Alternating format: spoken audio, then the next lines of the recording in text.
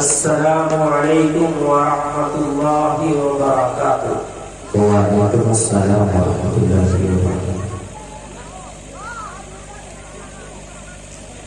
نحمده ونستعینه ونستغفره ونؤمن به ونتوکل علیه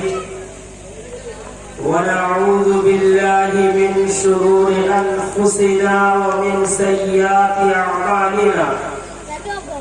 من يهده الله فلا مضل له ومن يضلله فلا هادي له، ونشهد أن لا إله إلا الله وحده لا شريك له، ونشهد أن محمدا عبده ورسوله، أما بعد، قال الله تبارك وتعالى في القرآن المجيد والفرقان الحميد: أعوذ بالله من الشيطان الرجيم، بسم الله الرحمن الرحيم، يا أيها الناس اتقوا ربكم إن زلزلة الساعة شيء عظيم، صدق الله العظيم وهو أصدق القائلين۔ کبھی کچھ درد رہتا ہے، کبھی کچھ سوز رہتا ہے، کبھی کچھ درد رہتا ہے، کبھی کچھ سوز رہتا ہے، ہمارے دل پہ صدمہ ایک نہ ایک ہر روز رہتا ہے۔ کی وفات نے محمد سے تو ہم تیرے ہیں، یہ جہاں چیز ہے کیا لوح و قلم تیرے ہیں۔ اسٹیج پہ تشریف فرما معزز محترم علماء کرام، سامنے تشریف فرما معزز سامعین کرام، میرے لیے یہ انتہائی مشکل گھڑی ہے کہ اسٹیج پہ دو عظیم شخصیات تشریف فرما، استاد الاساتذہ حضرت مولانا رفیق المنان صاحب قاسمی متظلہ العالی، و اس علاقے کی عبقری شخصیت حضرت مولانا و مفتی سعید احمد صاحب قاسمی متظلہ العالی۔ ان دو عظیم شخصیات کی موجودگی میں میرے لیے کچھ ربکشائی کرنا انتہائی گرا گزر رہا ہے، لیکن ایک شعر ہے جو میرے لیے مہمیز کا کام کر رہا ہے کہ گرتے ہیں شہ سوار ہی میدان جنگ میں، وہ طفل کیا گرے جو گھٹنوں کے بل چلے۔ اس لیے اب میں اپنی گفتگو کا آغاز کرتا ہوں اس امید پہ کہ ان شخصیات کی طرف سے اگر ہماری جانب سے کوئی کوتاہی ہوئی تو رہنمائی کی جائے گی۔ میرے معزز بزرگوں، میں آپ کے سامنے کوئی خطاب یا کوئی بیان کرنا نہیں چاہتا، میں آپ کے سامنے اپنے دل کے ایک درد کو بیان کرنا چاہتا ہوں، ایک فکر کو بیان کرنا چاہتا ہوں، اس نیت سے کہ آپ حضرات بھی اس فکر کو، اس درد کو اپنے دل میں پیدا کریں گے۔ وہ فکر کیا ہے، وہ درد کیا ہے؟ وہ فکر یہ ہے کہ ایک دن آنے والا ہے جس میں ہم اور آپ اپنے پروردگار کے سامنے حاضر ہوں گے۔ وہ قیامت کا دن ہے جو انتہائی خطرناک اور ہیبت ناک ہے۔ اللہ رب العزت نے قیامت کی خطرناکی کو اور ہیبت ناکی کو قرآن مقدس میں مختلف جگہ بیان فرمایا ہے۔ چنانچہ وہ قیامت کا دن جس میں ہمیں اور آپ کو اور ساری انسانیت کو اللہ کے روبرو حاضر ہونا پڑے گا، اس کا عالم کیا ہوگا، اس کی کیفیت کیا ہوگی، اللہ قرآن میں بیان فرماتا ہے، یا ایھا الناس اتقوا ربکم ان زلزلۃ الساعۃ شیء عظیم، کہ اے انسانوں تم اپنے پروردگار سے ڈرو، تم اپنے رب کا خوف اپنے دلوں میں پیدا کرو اور اس بات کو ذہن نشین کر لو کہ یقیناً قیامت کا جھٹکا انتہائی خطرناک ہے۔ اس دن اللہ کا غضب، اللہ کا غصہ، اللہ کا جلال کچھ زیادہ ہی بڑا ہوگا۔ اللہ نے اس کا منظر بیان کیا قرآن مقدس میں، یوم ترونہا تذہل کل مرضعۃ عما ارضعت وتضع کل ذات حمل حملها وترى الناس سکارى وما هم بسکارى ولكن عذاب اللہ شدید، کہ اللہ بیان کرتا ہے کہ اے مخاطب، اے پیغمبر، آپ قیامت کی سختی کو، قیامت کی ہیبت ناکی کو دیکھیں گے کہ اس دن دودھ پلانے والی مائیں اپنے دودھ پیتے بچوں کو فراموش کر جائیں گی، اور حاملہ عورتیں جن کے پیٹ میں بچے ہوں گے وہ قیامت کی سختی اور قیامت کی شدت کی تاب نہ لا کر کے اپنے حمل کو ضائع کر بیٹھیں گی۔ اور انسانوں کا کیا حال ہوگا؟ قیامت کی سختی کی وجہ سے انسانوں کا حال یہ ہوگا کہ وَتَرَى النَّاسَ سُکَارَى وَمَا هُم بِسُکَارَى وَلَكِنَّ عَذَابَ اللَّهِ شَدِيدٌ، کہ اے مخاطب آپ دیکھیں گے کہ انسان قیامت کی سختی کی وجہ سے مدہوش اور بے ہوش ہو کے گر پڑ رہے ہوں گے۔ ایسا معلوم ہو رہا ہوگا کہ انہوں نے نشے کی ٹکیا کھا لی ہے، نشے کی دوائی کھا لی ہے، حالانکہ ایسا نہیں ہوگا۔ وَلَكِنَّ عَذَابَ اللَّهِ شَدِيدٌ، اللہ کا عذاب ہی اتنا خطرناک ہوگا کہ انسان اس کی تاب نہیں لا سکے گا۔ اللہ کے رسول صلی اللہ علیہ وسلم بیان فرماتے ہیں کہ قیامت کے دن یہ سورج جو آج سینکڑوں میل دور ہے، لیکن قیامت کے دن یہ سورج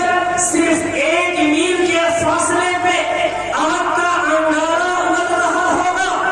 اور اس سورج سے ایسی گرمی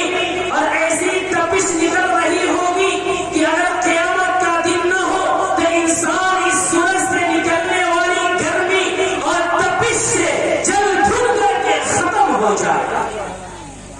اور یہ قیامت کا دن کتنا لمبا ہوگا، کتنا طویل ہوگا، اللہ رب العزت قرآن مقدس میں بیان فرماتا ہے کہ تعرج الملائکۃ والروح الیہ فی یوم کان مقدارہ 50,000 سنہ، کہ یہ قیامت کا دن جس میں خوف ہوگا، دہشت ہوگی، بھوک و پیاس ہوگی، آفتیں انسانوں پہ ٹوٹ رہی ہوں گی، یہ کتنا طویل ہوگا، اللہ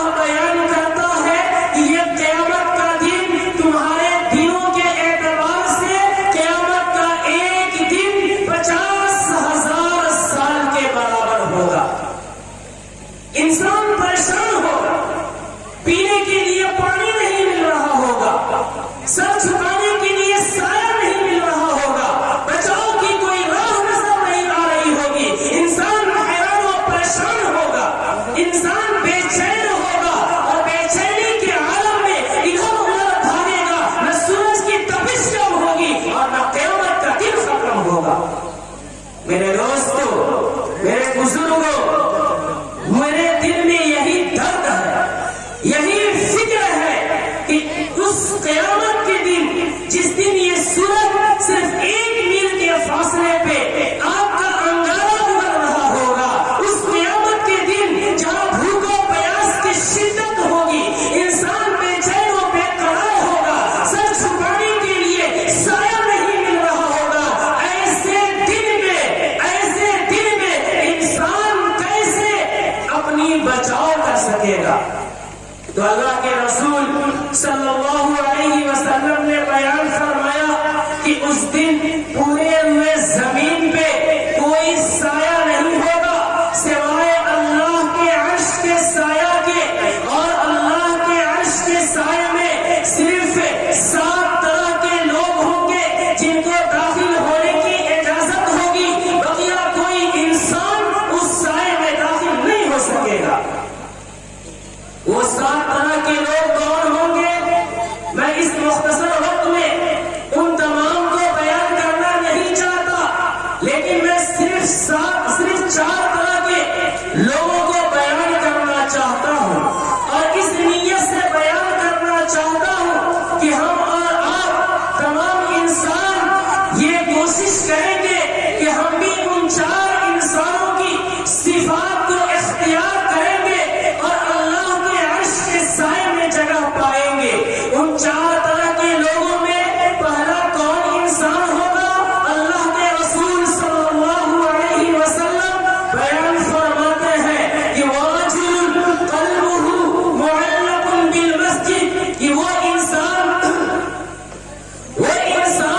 اللہ کے عرش کے سائے میں ہوگا جس نے زندگی کی آخری سانس تک 5 وقتوں کی نمازیں قضا نہیں کی ہوگی، یعنی وہ انسان دنیا کے کسی خطے میں ہوگا، کسی حصے میں ہوگا، لیکن اس کا دل مسجد کی طرف لٹکا ہوگا، وہ فجر کی نماز پڑھ کے جائے گا، لیکن اس کا دل بے چین و بے قرار ہوگا کہ کب ظہر کی اذان ہو اور ظہر کی نماز پڑھے، وہ ظہر کی نماز پڑھ کے جائے گا کہ عصر کے لیے بے چینی ہوگی، عصر کی نماز پڑھ کے جائے گا کہ مغرب کے لیے بیتابی ہوگی، مغرب کی نماز پڑھ کے جائے گا کہ عشاء کے لیے بے چین و بے قرار ہوگا کہ کب اللہ کا نائب، اللہ کا منادی، اللہ کا خلیفہ حی علی الصلاۃ حی علی الفلاح کی صدائیں لگاتا اور میں اپنے پروردگار کے سامنے سجدہ کرتا۔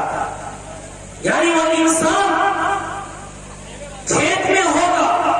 کھلیان میں ہوگا، کاروبار میں ہوگا، تجارت میں ہوگا، بیوی بچوں میں ہوگا، دنیا کے کسی خطے میں ہوگا، لیکن وہ ہمیشہ اس کا دل مسجد کی طرف لٹکا رہے گا۔ یہ انسان اللہ کے عرش کے سائے میں جگہ پائے گا۔ میرے دوستوں اور بزرگوں، آج ہم موازنہ کریں، میری مائیں اور بہنیں موازنہ کریں کہ آج ہمارا اس نماز کے ساتھ کیا حال ہے، جو نماز اسلام کی شناخت ہے، جو نماز اسلام کی پہچان ہے، جو نماز نبی کی آنکھوں کی ٹھنڈک ہے، جو نماز مومنوں کا معراج ہے، جو نماز کفر و شرک کے درمیان حد فاصل ہے، جس نماز کے بارے میں کہا گیا کہ جب قیامت کے میدان میں جس کا ایک دن 50,000 سال کے برابر ہوگا، جہاں یہ سورج صرف 1 میل کے فاصلے پہ آپ کا انگارہ اگل رہا ہوگا، سب سے پہلے کسی چیز کے بارے میں سوال کیا جائے گا تو روز محشر کی جگہ نماز اول، اولی پرش سے نماز اول، سب سے پہلے نماز کا سوال ہوگا۔ اس لیے میرے دینی بزرگوں، اگر ہم چاہتے ہیں کہ کل قیامت کے میدان میں اللہ کے عرش کے سائے میں جگہ پائے تو آج یہ عزم کرے، آج یہ تہیہ کرے کہ دنیا کے کسی خطے میں ہوں گے، کسی شعبے میں ہوں گے، لیکن جب ہماری کان میں مؤذن کی اذان آئے گی، مؤذن کی پکار آئے گی، اپنے تمام کاموں کو روکیں گے اور سب سے پہلے اللہ کے سامنے حاضر ہوں گے، عبادتیں کریں گے، اتنا کریں گے بلکہ مرتے مرتے تک کریں گے اور پڑھتے پڑھتے مریں گے انشاءاللہ۔ دوسرا انسان جو اللہ کے عرش کے سائے میں جگہ پائے گا وہ کون انسان ہوگا؟ اللہ کے رسول بیان فرماتے ہیں کہ وَرَجُلٌ دَعَتْهُ امْرَأَةٌ ذَاتُ حَسَبٍ وَجَمَالٍ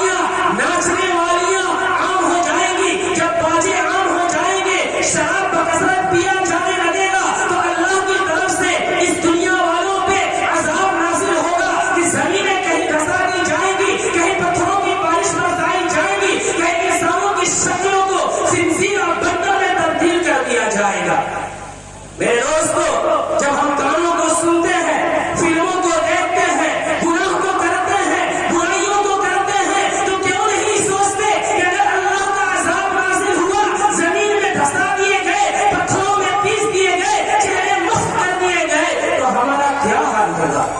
دنیا والوں کے سامنے ہم عبرت کا سامان بن جائیں گے۔ تو یہ دوسرا انسان ہے جو اللہ کے ڈر اور خوف سے گناہوں کا کرنا چھوڑے گا۔ اللہ کہتا ہے کہ تم دنیا میں گناہوں کا کرنا میرے ڈر اور خوف کی وجہ سے چھوڑ دے، میں کل قیامت کے میدان میں پوری زمین پہ کوئی سایہ نہیں ہوگا، کوئی سایہ نہیں ہوگا، اس وقت میں تمہیں اپنے عرش کے سائے میں جگہ عطا کروں گا۔